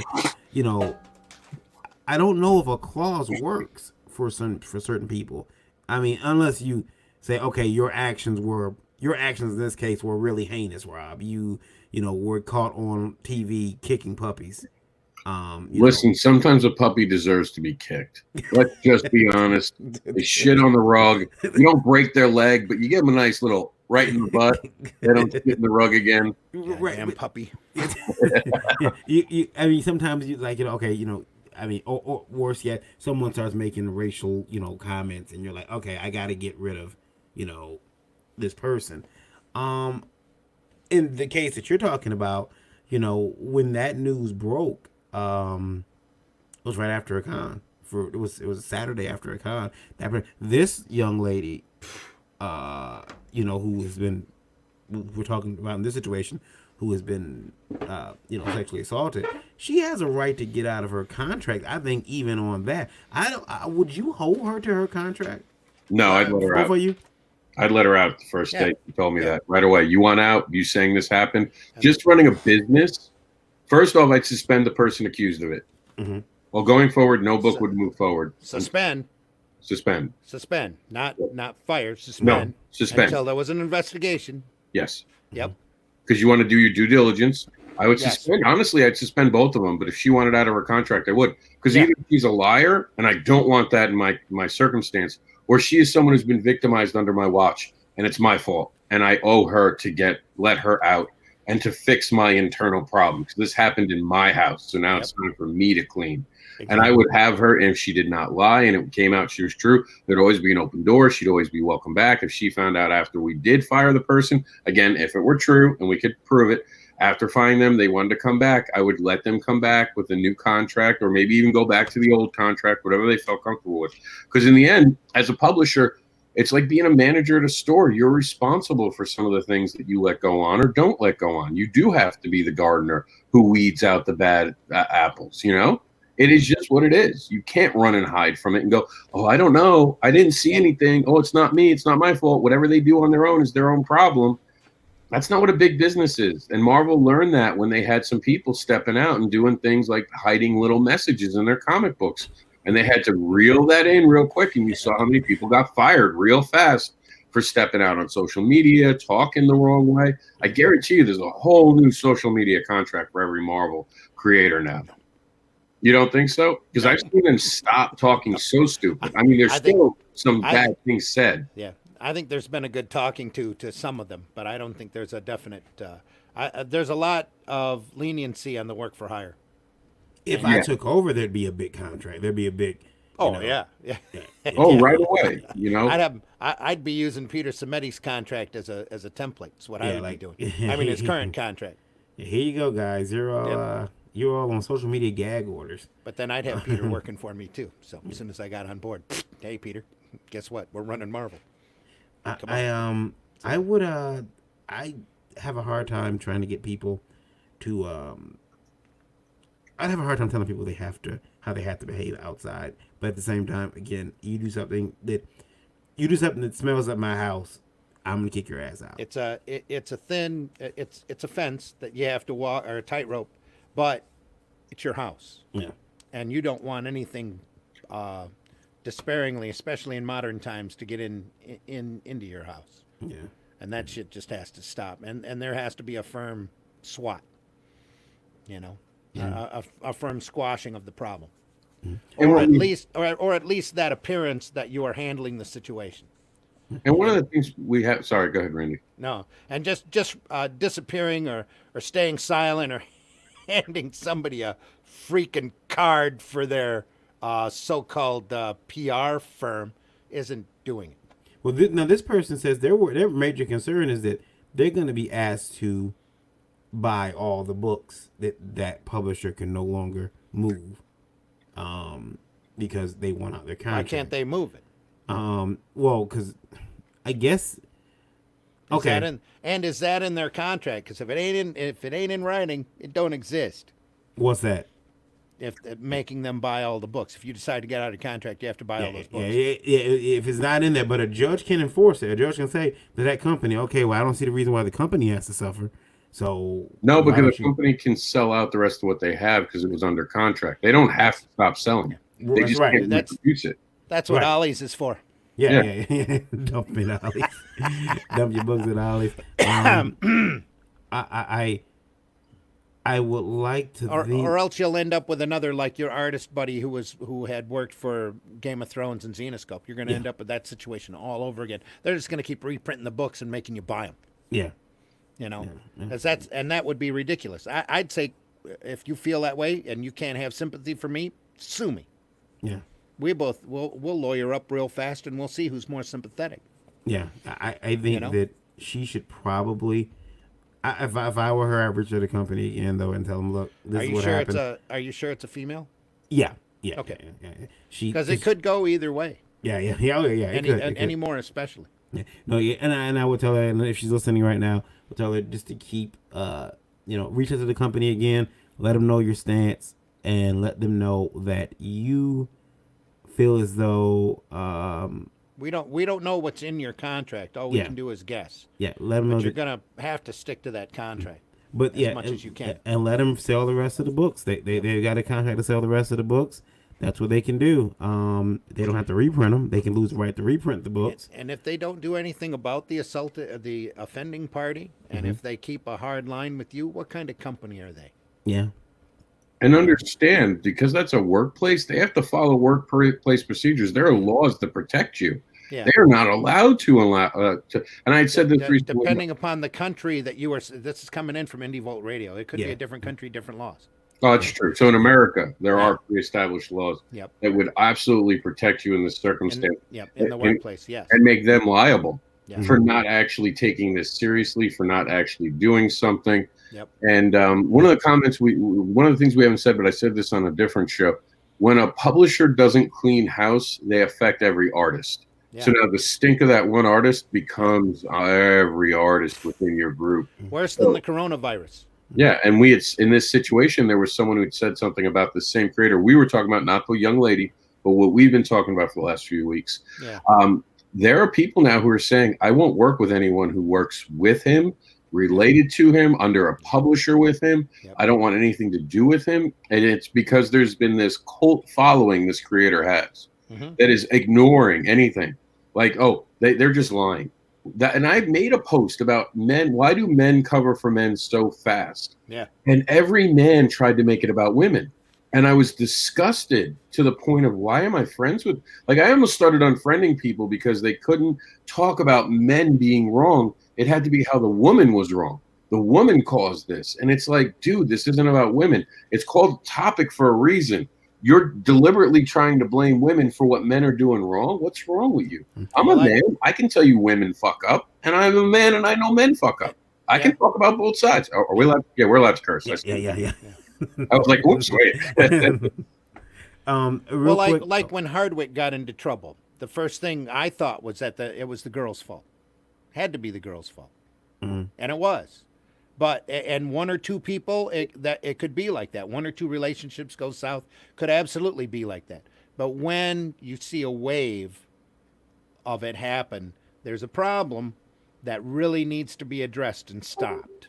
This is a question. And a simple apology to the individual. I'm so sorry if I stepped on you. I'm so sorry if I took your heart and beat it into 1,000 little pieces and laughed as I went out the door, aiming for the next one. That's not an apology. That's a manipulation.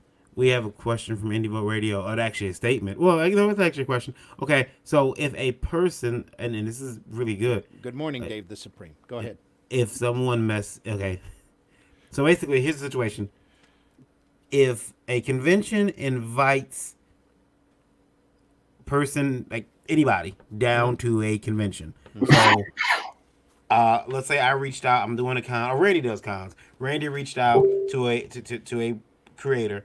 You flew them down. You put them up. You gave them a free table. They at that point take a person to a hotel room, engage in activity that was non-consensual. Are you, as the person that brought them to the show, on the hook? You could be. That's a very good question. That is a really good question. That's probably a lawyer question, and we're definitely not lawyers. Let's get Rakita. We're just humble. We're just humble pencil pushers. Let's reach out to Rakita and see if we can get Rakita. That would be something. Yeah, Rakita would want. He's got an awesome program. If you've never listened to the Rakita Law podcast, that would be something that you should really address to them. Yeah. How I'm just we should see if we can get him on the show. By the way. Yeah. Not being a lawyer, I would say I think that there might be a case there against the convention promoter bringing somebody out. Yeah. Especially if you flew them, you put them up, and you gave them a table. You're the reason they're there. Yeah, but if you're not an employee and you're a guest, that I think legally, from my understanding of the law, and I'm not a lawyer at all, but just my understanding of it, because they sign a contract to be a guest, I'm sure that's covered in it. That's that work for hire clause. Hopefully, yeah. Like if you come down here. Not being a lawyer makes me want to say it's time to talk to the lawyer. Yeah.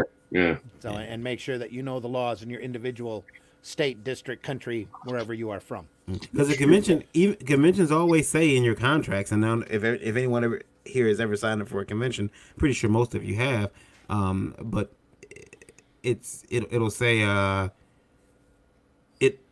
it'll say we have the right to kick you out for any reason. Like we found you're plagiarizing artwork, we can remove you. We find out that you're calling people racist names, we can remove you. Any reason whatsoever we deem can be removed at our discretion. So Dave says that's a good question. I would say no. This is it didn't happen at the convention. Yeah, I mean, again, yeah, it didn't happen at the convention. It happens outside the convention, but the minute the convention is made aware of it, Yeah. they need to step up. Look, conventions can ban a man for voting for Trump.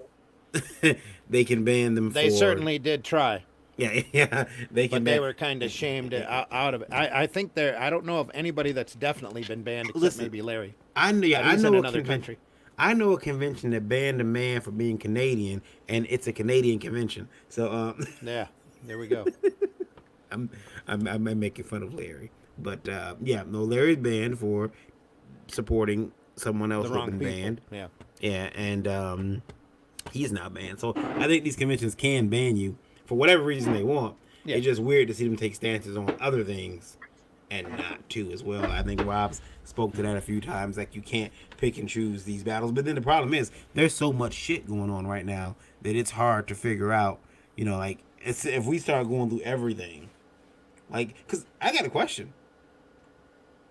Everybody here identifies as male, right? In this chat right now, are you guys scared? Don't depend on that, but yeah. Are you guys scared? Are you scared that somebody's gonna come up in a couple of weeks and say, "Hey, you know, Rob gave me an unsolicited back massage"?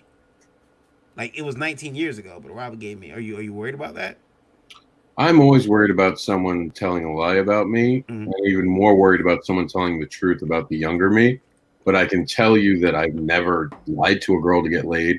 Mm-hmm. I'm socially awkward. I'm sure that many people see when I have opinions. I say things that probably shouldn't be said out loud to people, and I own it. Is there feelings I've hurt? Oh yeah. Is there someone who can paint me in a bad picture? Hell yeah. But is there anything I've ever done? I mean, I remember this story from long ago. I was dating a girl, and we were in love. We were younger, like the young love that you can't reproduce later in your life.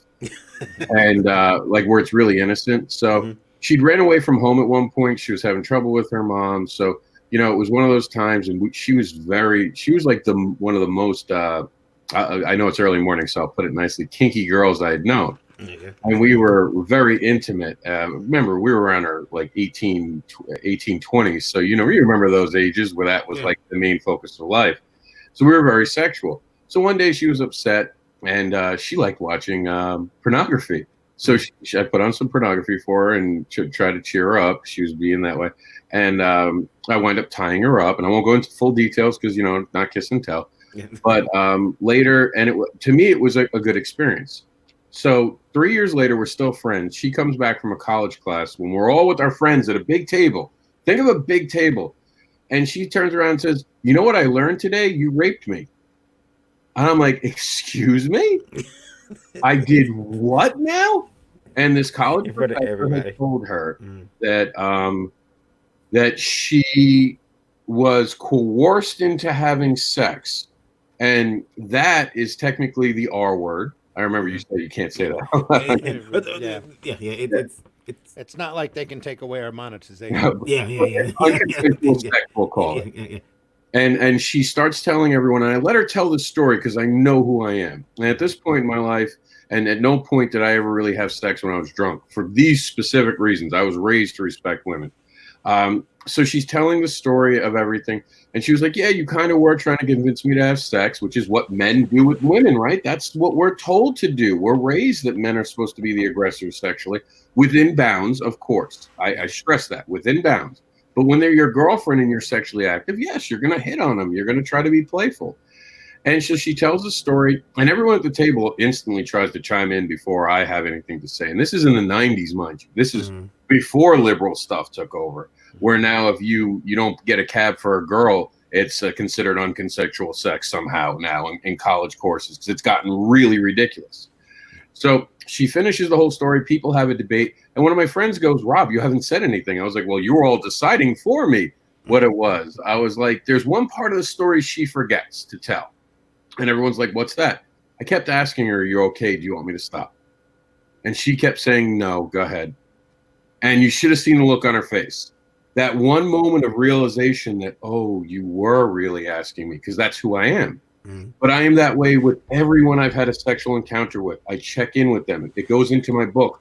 I'm to the point where most girls say it's annoying in the beginning of the relationship, but because they do it so much throughout the relationship, they forget it's there. It Yeah. becomes part of our sexual nature. And I check in with people, especially because of the BDSM aspect, because Yeah. of playing I was up. gonna say that. Yeah, I was gonna Yeah, say you I have to have check to. in. Yeah. So that is something that's embedded in me to do in any sexual relationship. And she was the only second person I'd slept with. So mind you, that was already embedded in me in the very beginning of how I was. And when I said that, you should have seen the look on her face. She was mortified. And she was like, I'm so sorry. And everyone at the table who had gone against me just had to like eat shit Yeah. because I had done the right thing. But in that moment, just imagine that moment. I'm famous now. She walks in when the press is there. No matter what I say next, we'll get, oh, he tried to coerce her. He tried to do this. He tried to do that. And I've never forgotten that in my life because she did apologize and she was a good person. But I saw that. I saw how someone can take something from a past and make a person revisit it and rethink it. Well, Yeah. well, I hate to make a joke here, but it's like because of your the BDSM aspect of what you do. You've learned to be considerate. You've learned to ask questions. Where most of us are so slobberingly happy that we're getting this opportunity, we're wham, bam, bam, bam, I'm out of here. Before she wises up. I mean, she or he wises up and changes their mind. Oh, that's a cancel culture moment. Yeah, exactly. Yeah. Yeah. Various just get it, and be gone. Yep.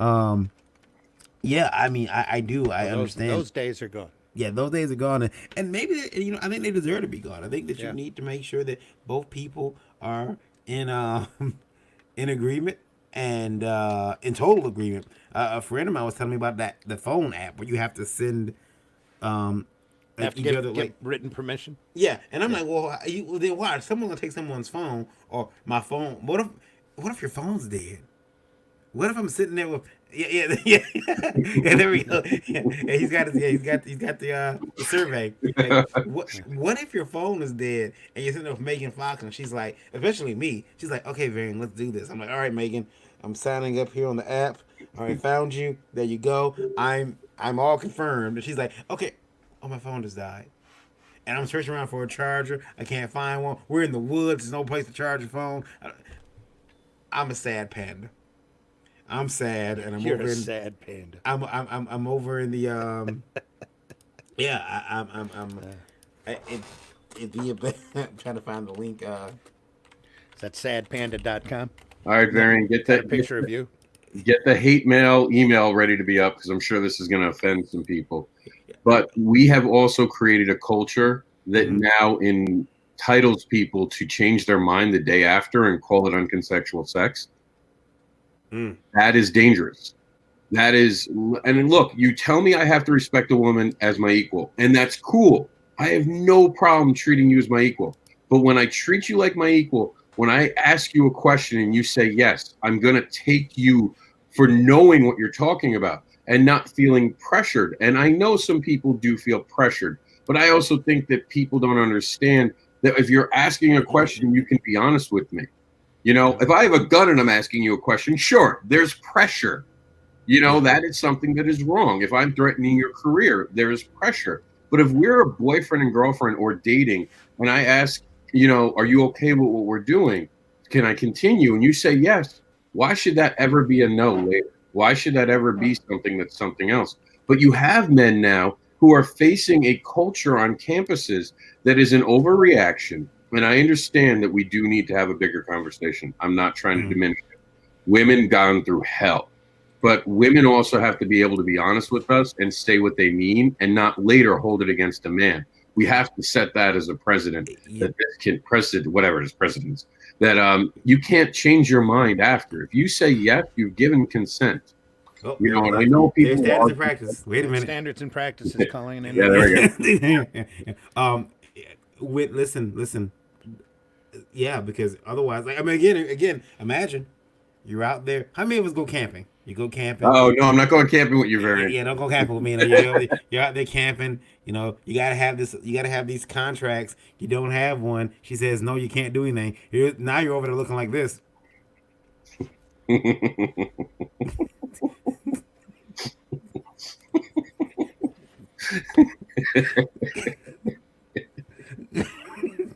You need to change that banner along the bottom. Did Varian upset you?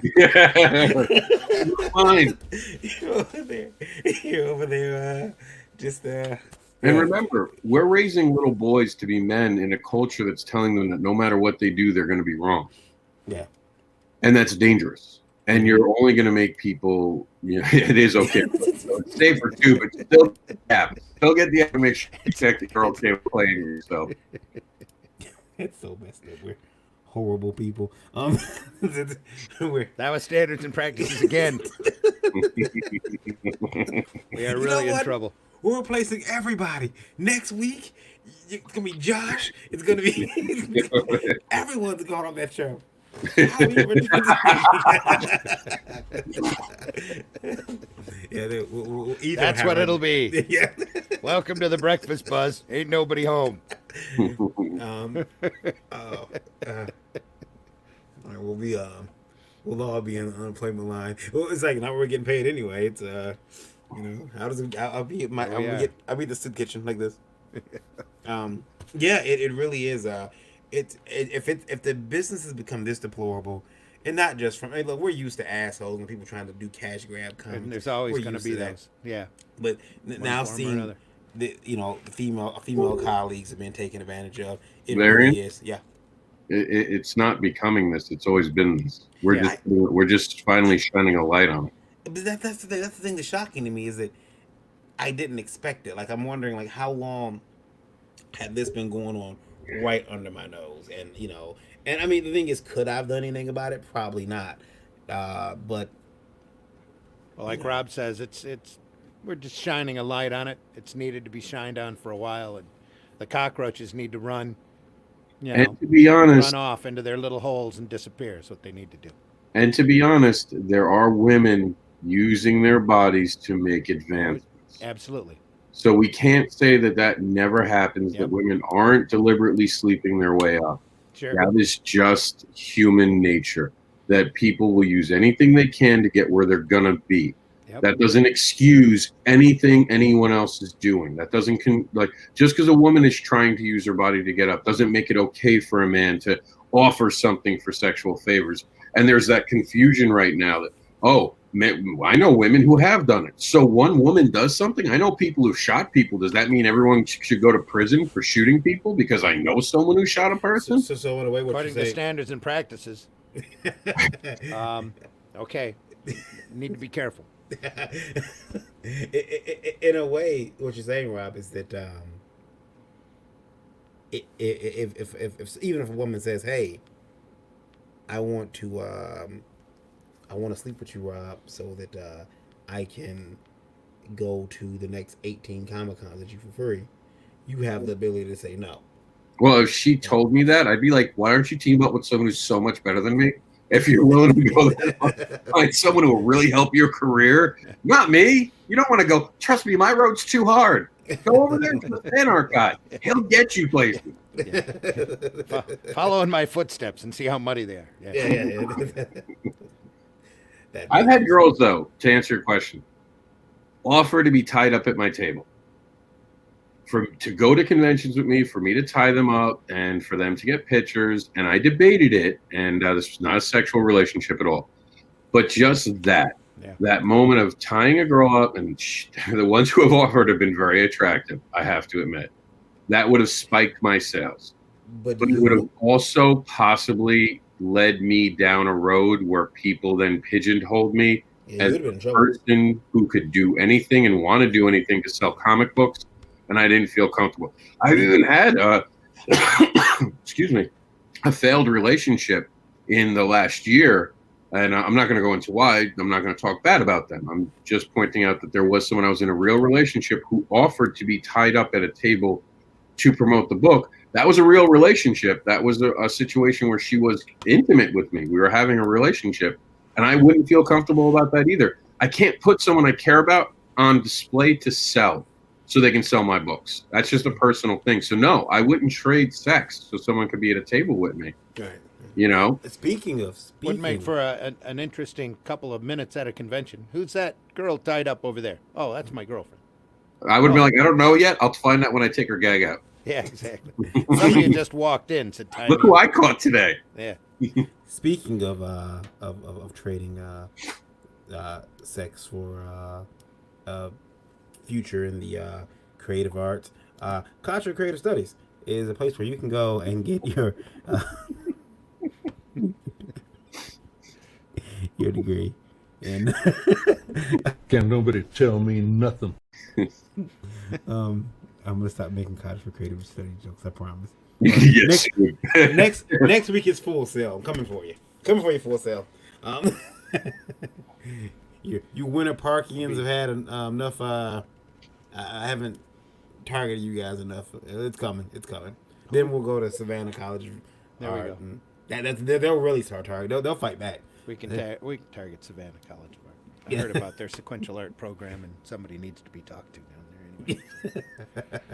Well, that's another story for another time. Let's check in real quick, Randy, real quick. Find out what's going on in the world. You're going to find out what's going on in the world? Yeah, find out real Terrible things are going on in the world right now. That's what's happening. Rob the Spirit was great. See that? Rob ran. He saw Ethan and booked. I ran away. I got scared. How dare you? It's about time for us to wrap it up here. But I will say this: Who's your favorite Marvel character? No, not really. Go ahead. I will ask everyone, please remember, anybody going out to conventions this week, wash your hands. Be safe. Cover your mouth when you sneeze, cough. Yeah. Yep. The virus, it is out there. We don't know who has it. It's kind of like tested variant. I said it was okay for us to be together. Not bad thing. None of this. Yeah. We don't know who has the virus. We don't know who's won. It's like being a communist. You're sitting there 1 minute, next thing you know, whoa, wait a minute, buddy. Yeah. Do you know that I'm not kidding? In Japan, licking doorknobs is now a thing. That's why the whole country's sequestered now under quarantine. Like there are women posting. I'm sorry, over there in Japan. That was just a joke, and I'm sure that doesn't hold. That's not the reason. That's not the. Well, they're inside listening to you for a reason. There we go. And we love each and every one listening in from Japan. What's our numbers? What's our radio number? Here comes the hate mail. There it is. We are at. Hold on 1 second. I'm sorry.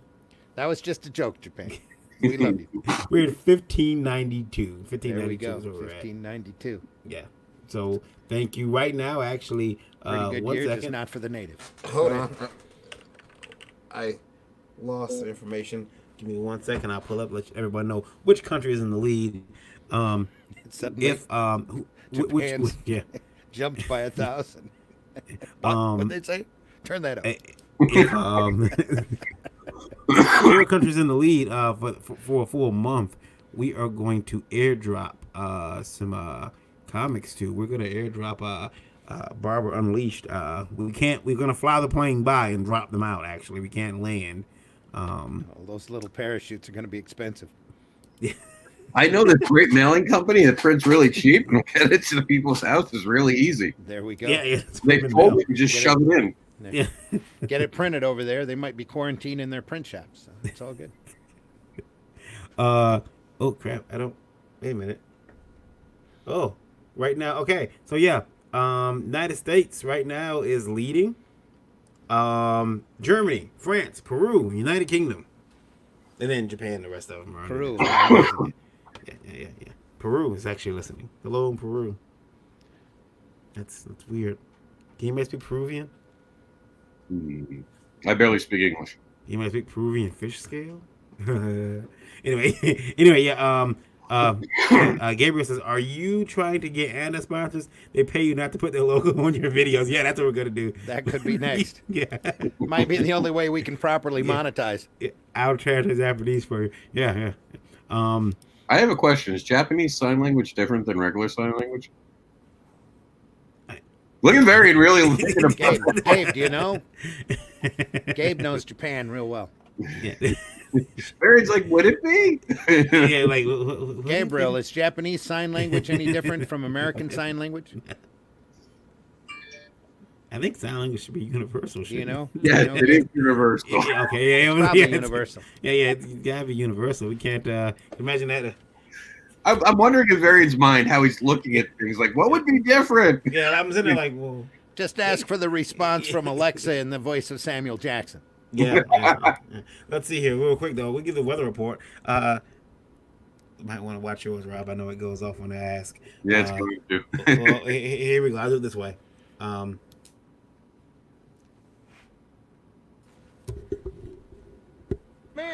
you didn't even say the fucking magic word. Right now in Macomb, it's 36 degrees Fahrenheit with mostly sunny skies. Today's forecast has clouds and showers with a high of 45 degrees and a low of 31 degrees. Gabe says he thinks so. Yeah. I'm pretty. Yeah, So, I think which universal. is why the language is referred to as American Sign Language. Yeah. I would like to know why my Alexa just cussed me out that bad this morning. But yeah, it's really bad. I feel bad. Should ask Samuel Jackson if there's such a thing as Japanese Sign Language. Let's see here. We'll have to ask those. I don't want to set up Rob's. No, go ahead. We'll see if she has a different answer.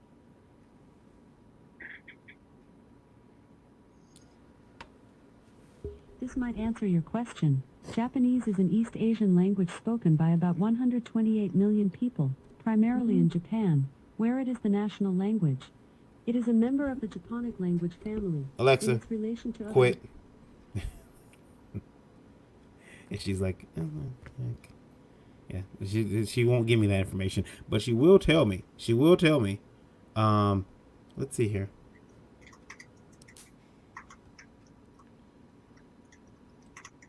Gabe says, I remember seeing a video about one Japanese sign. If I remember right, the sign for brothers is pumping two middle fingers. Ohio, who specializes in internal medicine. I'm a specialist in Ohio. So, It actually is true. There are different signs. Yeah. Are there? Yeah, apparently there's an American Sign Language, and the Brits have a different one. Gabe says brothers is shifting two middle fingers. Really? Pumping two middle fingers, yeah. Hey, brother. How are you, brother? That's pretty awesome. That's really interesting. The things you learn on the Breakfast Buzz, folks. The things you learn, yeah, right when it breaks down and starts not having anything. Ladies and gentlemen, if you want to put your question or have us read something, a mean message to Rob even, you can send him email at ihaterob@indievolt.com. You can also do so at indievoltlive@indievolt.com. Include IndieVolt Live in the subject, and please keep those emails to 90 words or less so that we can fit it into a nice, tidy little graphic. Love letters are always appreciated, too. Yeah. As well as hate mail. Don't be afraid. You can also ask Rob about proper tying techniques. The Boy Scouts is out, so you need to know how to tie knots. Rob's your guy. Also, you can check out us. You can take IndieVolt with you wherever you go. Introducing IndieVolt Radio, the perfect companion to our official website at indievolt.com. IndieVolt Radio plays the best in indie music, entertainment, news, and more 24 hours a day, 7 days a week. This music from talent like Park Squares and Alleys and Dimswan. Download the IndieVolt Radio app on Android's Google Play Store or listen in with the Streamer app on Apple iOS. You can also check out IndieVolt Radio by visiting our official site, indievolt.com, and utilizing the built-in player right there on the front page. And then, because we got more stuff. IndieVolt TV is over-the-top streaming service available on Roku, and within 2 weeks now, Amazon Fire Stick. Stream independent movies, music videos, wrestling, original documentaries, and more on IndieVolt TV. And did I mention that it is free? Find IndieVolt Radio TV by searching the channel store on your Roku device or Roku-enabled television. Get over there right now. That's a cuss word? I don't know what you're talking about. Did you just piss off everybody? Cussery.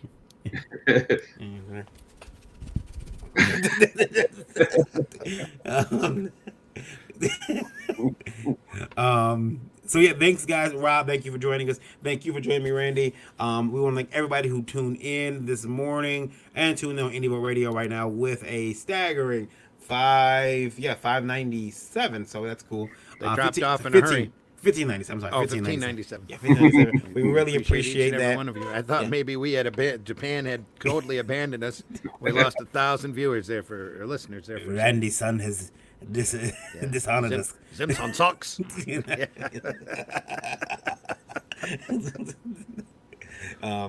So yeah, thank you very much for watching. We will see you guys back here next Tuesday at 9 p.m. for the iNDIEVOLT live show.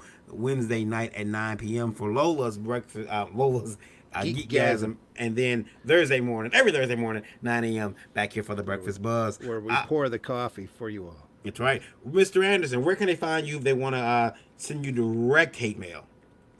You can find me at theindiedevil.com, or you can check out indieadvocates.com, which has thousands of different creators showcasing their amazing works and not show hate, but actually enjoy something. It's okay not to be upset, guys. Go out and enjoy the world. Don't be so upset. You don't get money for being upset. Triggering does nobody any good. Except if you're shooting and then use the trigger. There you go. Let's say children tell you, what do you say to get what you want? I'm offended.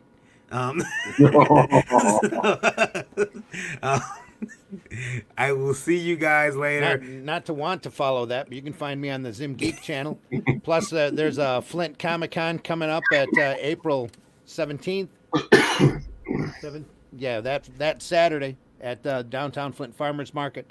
Last Saturday in June, we'll be up at Saginaw at the SVRC Marketplace, having fun.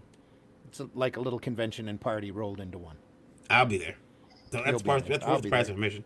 Where's the price of admission? And of course, I'm Varian Grant. Find me on Facebook. Find me at Kit_V on Twitter, as well as iNDIEVOLT on Twitter and iNDIEVOLT.com, the website.